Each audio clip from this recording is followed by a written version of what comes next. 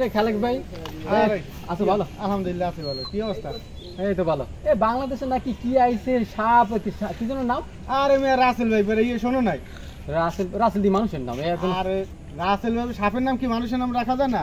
এই যে বর্তমানে দেখছো ঘূর্ণিঝড়ের মানুষের নাম রাখছে না? ওই লাইলা মাইলা ইত্যাদি মাইগো নাম সব। হ্যাঁ মাইগো নাম সব। তার রাসেল ভাইপার সাহেব কি হচ্ছে কি? আরে রাসেল ভাইপারের জন্য মানুষ এখন বাইরে না, যে কামড় দিবে, কামড় দিলে মানুষ মরে যায়, বুঝো না? আগে যে কোনো সাপে কামড় দিলেই মরে যায়, এখন ওই রাসেল ভাইপার আরো বিষাক্ত।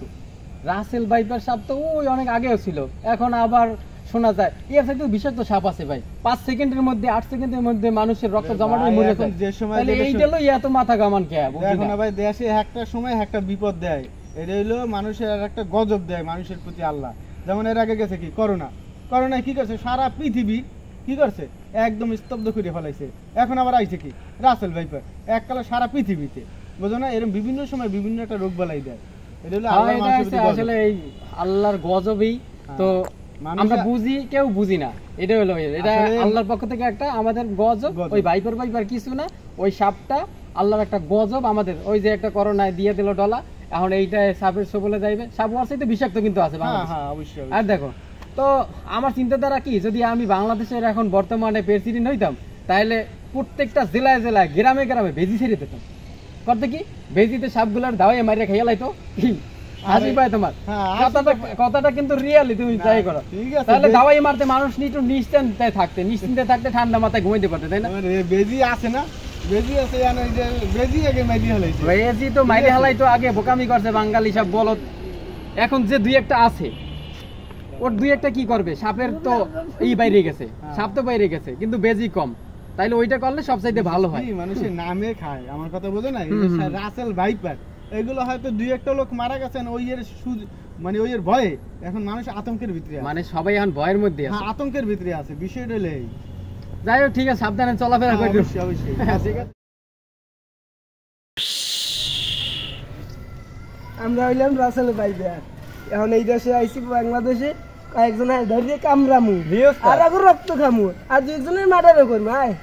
ওস্তাদ, কিন্তু একটা কথা আছে, কিন্তু মানুষ তো আমাদের লড়াইতে আছে, আমাদের তো জঙ্গলে থাকতেই দে না। আরে তা দেখি আয় দুইজনে মিলে আজকে কামড়ামু ইচ্ছে মতন বাংলাদেশে। আচ্ছা দেখি, পাইলে তো আর কেউ হাতছাড়া করে না। চলেন ওস্তাদ। আরে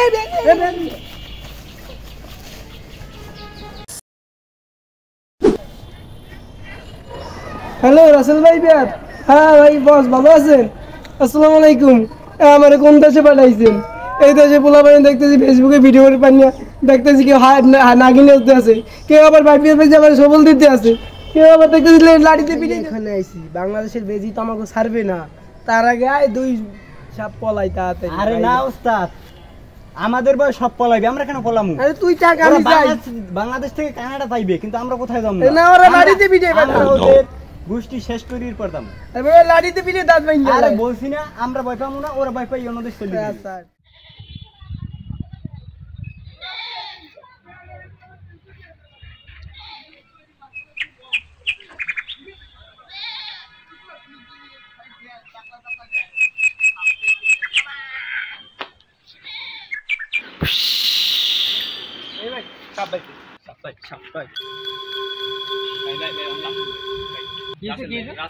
রাসেল ভাইপার সাপ কোন জায়গায়? তোমার মিয়া ঘরের পাশে কোন জায়গায়? আও না দেখি কি অবস্থা। রাসেল ভাইপার সাপ কোন জায়গায়? এই জায়গায়।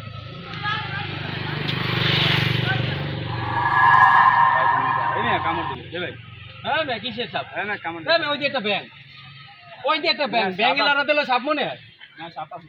আরে ভালো মতন দেখো না, কই ওই একটা ব্যাং না? ওই ব্যাং না, ব্যাঙে লাড়া দিলেও সাপ মনে হয়? এত ভয় লইয়ে চলো সাপ সাপ সাপ। রাসেল ভাইপার করতে করতে রয়ে গেছে, একটা ব্যাং লাড়া দিয়েছে হেঁটেও কয় সাপ।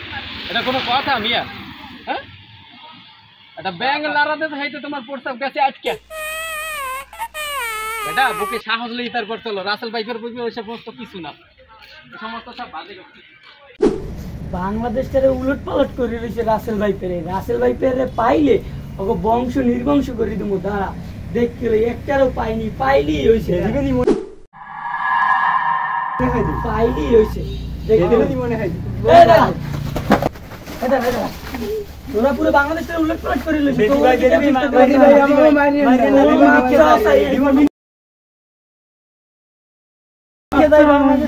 কোনো মাপ চাই নাই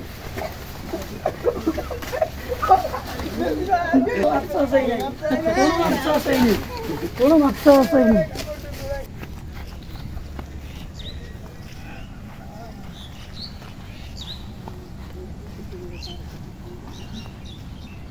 ভিউয়ার্স, বরিশাল টিভি চ্যানেলের পক্ষ থেকে সবাইকে স্বাগতম। এই ভিডিওটি করা হয়েছে সম্পূর্ণ সকল মানুষকে সচেতন করার জন্য। ভিডিওটি যেমনই হোক না কেন, সবাই সচেতন হোক, এটাই আমাদের কাম্য। তো বাড়ির আশপাশ সবাই পরিষ্কার পরিচ্ছন্ন রাখবেন, ঝোপঝাড় পরিষ্কার পরিচ্ছন্ন রাখবেন, কেটে রাখবেন। তাহলে রাসেল ভাইপার সহ অন্যান্য সাপ এবং বিষাক্ত বিচ্ছু আপনাদের আশেপাশে ভিড়তে পারবে না। বাচ্চাদেরকে ঝোপে ঝাড়ে যেতে দিবেন না, চোখে চোখে রাখবেন। রাতের বেলা, রাতের অন্ধকারে লাইট ছাড়া কোথাও বের হবেন না। এবং এই বর্ষা সিজনে সাপ কিন্তু বাসা ছেড়ে যেখানে সেখানে অবস্থান করতে পারে। ওরা কিন্তু যেথায় সেথায় এখন ছড়িয়ে পড়েছে। অতএব সবাই সতর্ক হয়ে পথ চলবেন। আল্লাহ হাফেজ। আসসালামু আলাইকুম ওয়া রাহমাতুল্লাহি ওয়া বারাকাতুহু।